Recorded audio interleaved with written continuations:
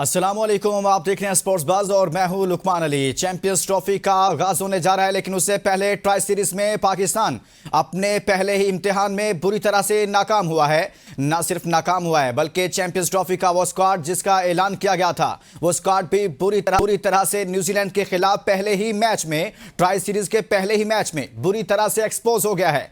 उस स्क्वाड में जो कमियां कोताहियां थी वो खुलकर सामने आ गई हैं। जो सवालात उठ रहे थे वो दुरुस्त साबित हुए। जो खदशात जिनका इजहार किया जा रहा था स्क्वाड से मुतालिक कि ये चैंपियंस ट्रॉफी के लिए स्क्वाड मुनासिब नहीं है, इसमें तब्दीलियों की जरूरत है, वो सब कुछ वाज़ेह हो गया। वो रोज़े रोशन की तरह अय्यां हो गया कि ये स्क्वाड जो मुंतखब किया गया है चैंपियंस ट्रॉफी के लिए, इसमें तब्दीलियों की बहुत ज्यादा जरूरत है। न्यूजीलैंड ने पाकिस्तान को बदतरीन शिकस्त दी, 78 रन से पाकिस्तान को शिकस्त दी और यह पाकिस्तान का बड़ा इम्तिहान था। कजाफी स्टेडियम में मैच था और बड़ी तादाद में क्राउड मौजूद था, लेकिन चैंपियंस ट्रॉफी से पहले पाकिस्तान का न्यूजीलैंड से शिकस्त खा जाना और फिर चैंपियंस ट्रॉफी में भी पाकिस्तान का पहला मैच न्यूजीलैंड के साथ ही है। अब देखना यह है कि क्या पाकिस्तान कम बैक करेगा, लेकिन सबसे अहम सवाल यह है कि चैंपियंस ट्रॉफी स्क्वाड में क्या तब्दीली की जा रही है। हमारे जराये के मुताबिक इत्तलात हैं कि सिलेक्शन कमेटी पर दबाव है और सिलेक्शन कमेटी को यह मशवरा दिया जा रहा है कि आप चैंपियंस ट्रॉफी स्क्वाड में तब्दीली लाएं। खास तौर पर आपको एक और स्पिनर को ऐड करना चाहिए, उसके लिए सुफियान मुकीम का नाम सामने आ रहा है। इसी तरह से आवाजें उठ रही हैं कि आपको एक और रेगुलर स्पिनर को शामिल करना चाहिए, उसके लिए इमामुल हक का नाम सामने आ रहा है। देखते हैं कि सिलेक्शन कमेटी इस हवाले से क्या फैसला करती है। लेकिन इतना बड़ा इवेंट जो 29 साल बाद पाकिस्तान में हो रहा है, और इस इवेंट में अगर आप कोई बड़ा ब्लंडर करते हैं और आप समझते हैं कि आपकी अना का मसला है कि आपने जो स्क्वाड ऐलान किया उसको वापस नहीं ले सकते या उसमें तब्दीली नहीं कर सकते, तो आपको यह सोचना चाहिए कि इतने सालों बाद पाकिस्तान में इतना बड़ा इवेंट हो रहा है, उसमें किसी भी तरह से कोई भी कमी कोताही नहीं होनी चाहिए। अभी वक्त है और 11 तारीख आखिरी तारीख है, उसके बाद आप स्क्वाड तब्दील नहीं कर सकते और बगैर कोई वजह बताए, लेकिन आप उससे पहले बगैर वजह बताए अपने स्क्वाड को तब्दील कर सकते हैं। लिहाजा अभी वक्त है, सिलेक्शन कमेटी को चाहिए कि बड़ा फैसला करे। आप देखते हैं कि क्या फैसला होता है। लेकिन दूसरे एंड पर खबर यह है कि हारिस रऊफ ट्राई सीरीज के दौरान स्क्वाड ट्राई सीरीज से एक तरह से आउट हो गए हैं। इब्तदाई तौर पर तो बताया जा रहा है कि साउथ अफ्रीका के खिलाफ जो मैच है उसमें वो टीम को दस्तयाब नहीं होंगे, उनको आराम का मशवरा दिया गया है, क्योंकि इससे पहले न्यूजीलैंड के खिलाफ मैच में वो इंजरी का शिकार हुए थे, जिसके बाद उनको अब रेस्ट दिया जा रहा है। लेकिन सवाल उठ रहा है कि क्या हारिस रऊफ चैंपियंस ट्रॉफी में दस्तयाब होंगे, और इससे भी बड़ा सवाल यह है कि वो दस्तयाब होंगे तो क्या बार बार ऐसे मसाइल आएंगे कि चैंपियंस ट्रॉफी के दौरान तो कहीं दोबारा से उनके साथ यही मसाइल ना खड़े हो जाएं। ये बहुत सारे ऐसे सवालात उठ रहे हैं जिस पर जरूर सिलेक्शन कमेटी को सोचना चाहिए। इन्हीं तमाम उमूर करेंगे, लेकिन अभी शामिल करेंगे आज की टॉप स्टोरीज। ट्राई सीरीज के पहले मैच में न्यूजीलैंड से शिकस्त के बाद पाकिस्तान क्रिकेट के हलकों में तब्दीली की गूंज। बाबर आजम बतौर ओपनर नाकाम, क्या चैंपियंस ट्रॉफी में कोई नया ओपनर शामिल किया जाएगा? हर टीम में 2 से ज्यादा स्पिनर्स मौजूद हैं, तो मुकामी टीम ने सिर्फ एक स्पिनर क्यों रखा? सिलेक्शन कमेटी पर सवालात। जनूबी अफ्रीका और ऑस्ट्रेलिया से सीरीज जीतने वाली टीम में 4 तब्दीलियां हैरानकुन हैं। सलमान बट भी बोल पड़े। हारिस रऊफ इंजरी के बाद ट्राई सीरीज से आउट, मगर चैंपियंस ट्रॉफी खेलेंगे। हारिस रऊफ की जगह फहीम अशरफ या मोहम्मद हसनैन को शामिल किए जाने पर गौर। चैंपियंस ट्रॉफी के टिकट के लिए सुफियान मुकीम और तैयब ताहिर में रेस जारी। नेशनल स्टेडियम कराची भी चैंपियंस ट्रॉफी की मेजबानी के लिए तैयार, इफ्तिताह कल होगा। दुनिया का अमीर तरीन क्रिकेट बोर्ड बीसीसीआई बेनकाब। भारत और इंग्लैंड मैच के दौरान फ्लड लाइट्स बंद, खेल रोकना पड़ गया। और जर्मन और हॉलैंड के मारूफ क्लब्स की टीमें यूथ प्रोग्राम मैचेस के लिए कल लाहौर पहुंचेंगी। आज की टॉप स्टोरीज आपने जानी है। बात करेंगे ट्राई सीरीज पर, जिसमें पाकिस्तान को पहले मैच में शिकस्त का सामना करना पड़ा है। दूसरी जानिब साउथ अफ्रीका और न्यूजीलैंड मद्दे मुकाबिल हैं, और लेकिन पाकिस्तान के लिए बहुत अहमियत इख्तियार कर गया पाकिस्तान का पहला ही मैच हारना, क्योंकि पाकिस्तान मेजबान है। इसके बाद मेगा इवेंट का आगाज हो रहा है। इसी पर बात करने के लिए हमारे साथ मौजूद हैं साबिक टेस्ट क्रिकेटर अताउर रहमान साहब। अताउर रहमान साहब, बहुत बहुत शुक्रिया, आपने हमारे लिए वक्त निकाला। सबसे पहले तो चैंपियंस ट्रॉफी स्क्वाड पर बात करेंगे, लेकिन ट्राई सीरीज के पहले मैच पर मैं बात करना चाहता हूं। न्यूजीलैंड से पाकिस्तान को शिकस्त का सामना करना पड़ा। यह वही स्क्वाड है जिसने चैंपियंस ट्रॉफी में पाकिस्तान की नुमाइंदगी करनी है, अताउर रहमान साहब, और चैंपियंस ट्रॉफी में भी पहला मैच पाकिस्तान का न्यूजीलैंड के साथ ही है। हम 78 रन से पाकिस्तान को इस मैच में शिकस्त हुई है। क्या हो गया सर? स्क्वाड ठीक नहीं है, प्लानिंग ठीक नहीं है, कैसे हार गए हम? अस्सलाम वालेकुम। आपके साथ सुनने वालों को सलाम और जी वालेकुम सलाम। सलाम। सबसे पहले देखें, जब आपकी सिलेक्शन ठीक नहीं होगी तो कैसे परफॉर्मेंस होगी। यही ब्लेंडर आपने लास्ट वर्ल्ड कप में किया था कि आपने रिटायर्ड प्लेयरों से रिटायरमेंट लेकर वापस लाए, और फिर आप देख लें कि क्या हाल हुआ टीम का, और आपसे 120 भी नहीं हुआ और अमेरिका से आप हार गए। और उस वक्त मोहसिन नकवी साहब ने कहा था कि जी हम अब यंग टीम बनाएंगे, हम आप देखिएगा कि कैसे वो परफॉर्म करेगी, और हम ये मेंटोर भी लेकर आए हैं, और ये हमें ये सिलेक्शन कमेटी का हिस्सा भी होंगे, और ये हमें प्लेयर प्रोड्यूस करके भी देंगे। कहाँ गए वो प्लेयर? मुझे तो बता दें कि जो आपकी टीम तो सिलेक्ट हो रही है बीपीएल से, और जब एक आपका कप्तान आपका कोच कह देगा ये हमारे जो प्लेयर है खुशदिल शाह या फहीम अशरफ, ये तो बीपीएल में बड़ी उन्होंने अच्छी परफॉर्मेंस दी है, तो फिर आप फर्स्ट क्लास को ताले लगा दें, आप अपने प्लेयरों को दूसरी लीगों में भेजें, वहां से टीम सेलेक्ट कर लें। ये पाकिस्तान क्रिकेट के साथ मजाक हो रहा है, और ऊपर से आप प्लेयरों को कंडीशनली बना रहे हैं। आप कप्तान हो गए, पाकिस्तान टीम का कप्तान रिजवान क्या कहता है खुशदिल के बारे में कि ये हम, जब उनसे पूछा गया कि जी आप ऑस्ट्रेलिया इनको क्यों नहीं लेके गए, साउथ अफ्रीका क्यों नहीं लेकर गए, तो उन्होंने क्या जवाब दिया कि जनाब ये सब कॉन्टिनेंट में ये खेलते अच्छा है, इसलिए हम इसको उधर नहीं लेके गए।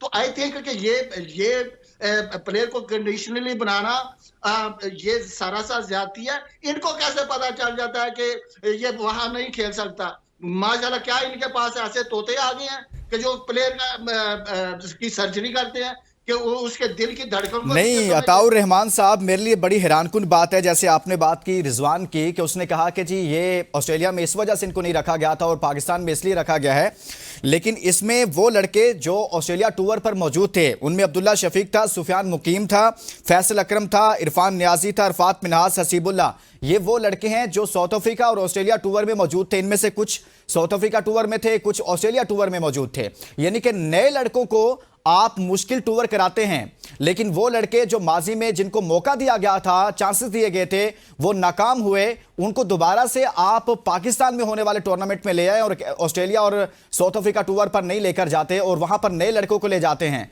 ये तो इनकी सोच है अताउर रहमान साहब। यही तो मैं बात कर रहा हूँ अली भाई, यही तो बात कर रहा हूँ कि जनाब इनको तो पता ही नहीं है इनकी टीम कौन सी खेलनी है। ये तो टीम अनाउंस करते भी डरते हैं कि हमारी टीम को कौन सी टीम हो, क्योंकि दे आर आई थिंक के खुद कंफ्यूजन का शिकार है। तो आई थिंक के इनको पता नहीं है कि इनकी टीम कौन सी खेलेगी, ठीक है। और आप देखेंगे ये लड़के तो इनके प्लान में ही नहीं थे, फहीम अशरफ और खुशदिल शाह और जो उस्मान खान।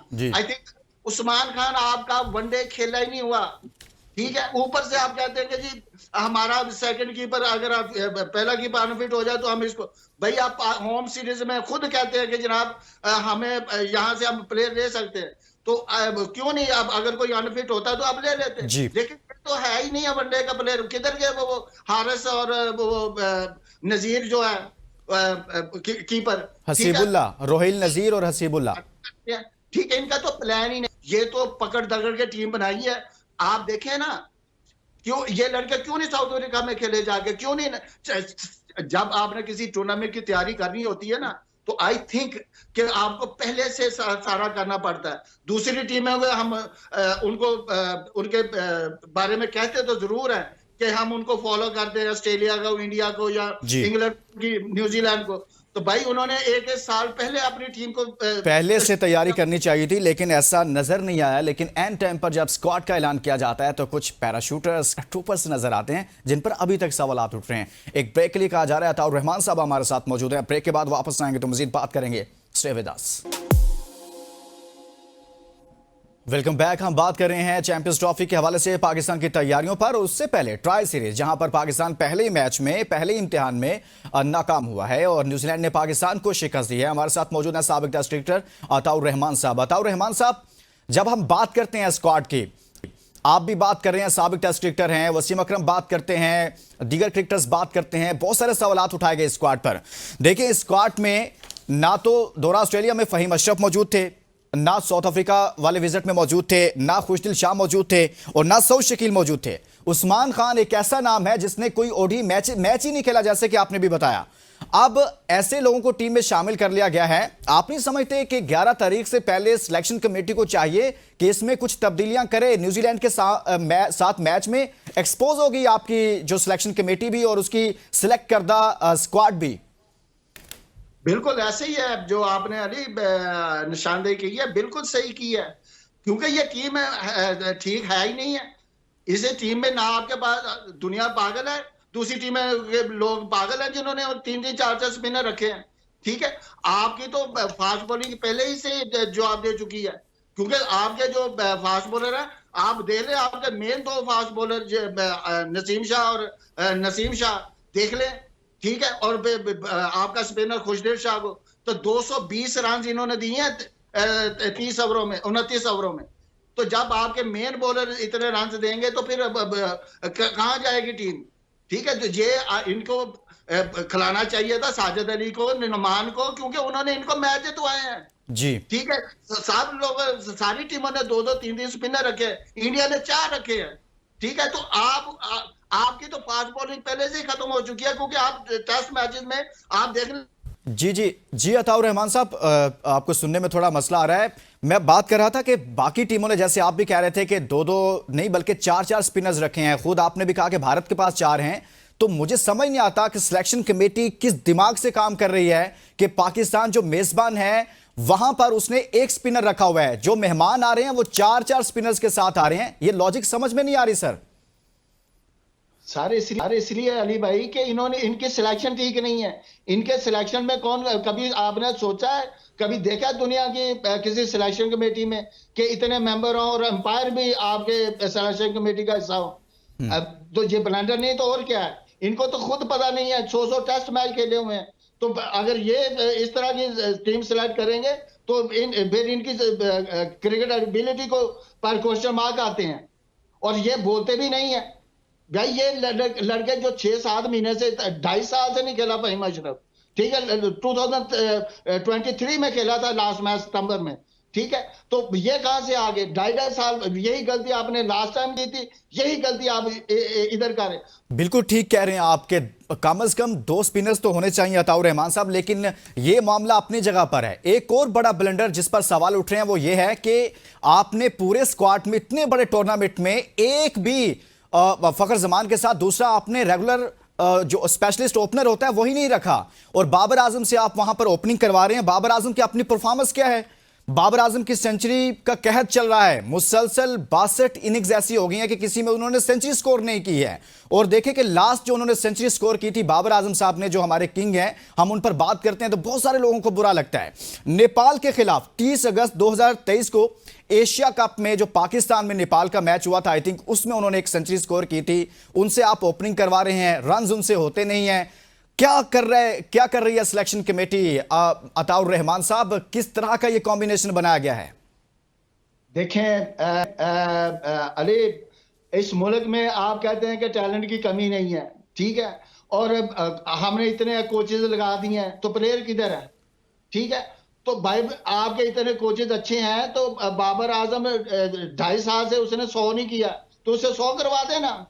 आप उसको, आपको तो, इनको तो पता नहीं चल रहा कि आप इसका फोल्ड क्या है। और दूसरी चीज, जो भी आउट ऑफ फॉर्म आपके होते हैं, अब्दुल्ला शफीक, उस पर तो आपने काम ही नहीं किया, उसको फॉर्म में कौन लाएगा? भाई ये कोचेज जो आपने सबसे बड़ा ब्लंडर किया, इनके पास ना ओपनर है, ठीक है, ना मिडल ऑर्डर है सही तरीके से, ना इनके पास स्पिनर है। ठीक है, ये तीनों शोबे आपके कमजोर हैं। ठीक है, और बैटिंग कोच आपका थ्रो डाउन है शाहिद असलम साहब। ठीक है, एजुकेशनल कोच है वो। अब और वो पाकिस्तान टीम का हेड कोच है, उसने कभी कोचिंग की नहीं है। इनसे पूछे ना, ये ब्लंडर किसने किए? इन्होंने किए ना। मोहसिन नकवी साहब कहते हैं कि जनाब सिलेक्शन कमेटी जाने, सिलेक्शन कमेटी कहती है मोहसिन नकवी साहब से पूछे, वो हेड है ना, सिलेक्शन कमेटी का भी कोई हेड है, तो जाए किधर, किससे पूछे आप? ठीक है, तो मेरे ख्याल में जो बाबर आजम है, जिसको हम किंग कहते हैं, तो भाई किंग इनका नाम रखा गया है, वो मुझे, मैं कहना नहीं चाहता वो लफ्ज, वो ताश वाला किंग बन गया हमारा।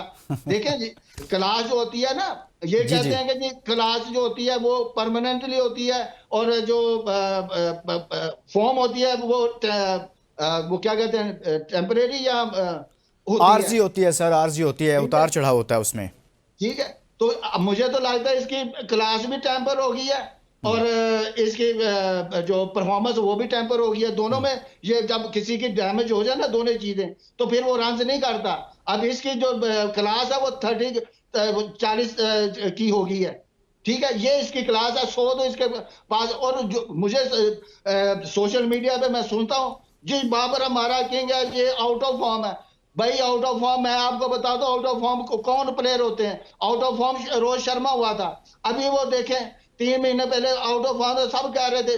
तो मैं कहता था बड़ा प्लेयर है, जब आता है तो फिर सो ही करता है। सो तो करता देखो है। उसने कल कर दिया ना। ये होती है आउट ऑफ फॉर्म। और बाबर जब बंदा आउट ऑफ फॉर्म का, ये भी आपको बता दूं कि जब आउट ऑफ फॉर्म होता है तो वो आते ही आउट हो जाता है। वो सेट होकर आउट नहीं होता। बाबर सेट होकर आउट होता है, 35-40 रन करके आउट होता है। It's mean something wrong with his Ataur Rahman साहब, बाबर साहब के साथ तो जो मेंटल। चल रहा है, आपने बड़ी जबरदस्त बात की है। यहां तो मुझे लग रहा है पूरे स्क्वाड के साथ बहुत कुछ चल रहा है। लगता है कि जैसे हमने ऑस्ट्रेलिया को one man show Saim Ayub के जरिए हराया और साउथ अफ्रीका को one man show Saim Ayub के जरिए हराया, अब लगता है कि पूरा स्क्वाड सिर्फ फखर जमान के गिर्द घूम रहा है। ऐसा ही है? देखे ना, इनके कंफ्यूजन का देखेंगे, इनके ये कैसे शिकार हैं। इनको इसलिए पता ही नहीं ना कि टीम कौन सी हमारी खेलनी है। भाई आपका सिंपल थ्योरी है, आपकी एक प्लेयर अनफिट हुआ है तो उसकी जगह एक ओपनर ले, मामूल से अच्छा प्लेयर इनको को मिलेगा। अब्दुल्ला शफीक है, वो जब आप कहते हैं कि जी खुश दिल पाकिस्तानी विकेटों में अच्छा खेलता है, तो अब्दुल्ला शफीक तो सारे तरफ अच्छा खेलता है, उसके ज्यादातर रन इधर है। ठीक है, उसको रखे आप स्क्वाड में। मोहम्मद आग 48 की एवरेज है उसकी। बिल्कुल ठीक है, बिल्कुल। 3000 प्लस रन है 71 मैचेस में। तो भाई उसका क्या कसूर है? और आप जब डोमेस्टिक में भी उसके रन है। ठीक है, सिंपल थ्योरी थी।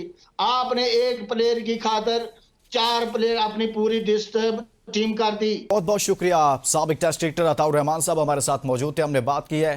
फिर उससे पहले ट्राई सीरीज में पाकिस्तान को न्यूजीलैंड के हाथों बदतरीन शिकस्त का सामना करना पड़ा है। देखते हैं, वक्त कम रह गया है, क्या सिलेक्शन कमेटी कुछ चेंज करती है या नहीं करती। बहुत सारे सवालात हैं कि कुछ ना कुछ तब्दीली जरूर होनी चाहिए।